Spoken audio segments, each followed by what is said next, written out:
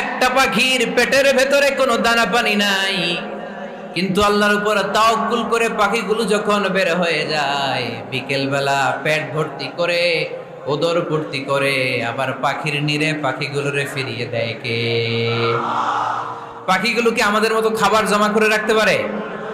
আমরা তো 7 দিনের বাজার একবারে করে ফ্রিজে রাখি। পাখিদের ফ্রিজ আছে না? আছে।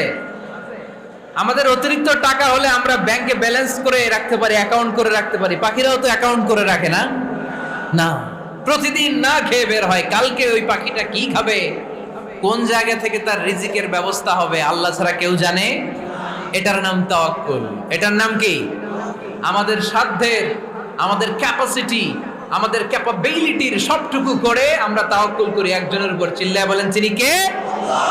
এজন্য ইসলাম আমাদেরকে শিখায়, সালাত যখন শেষ, বের হয়ে যাও, কাজে নেমে পড়ো। কাজে কোনো লজ্জা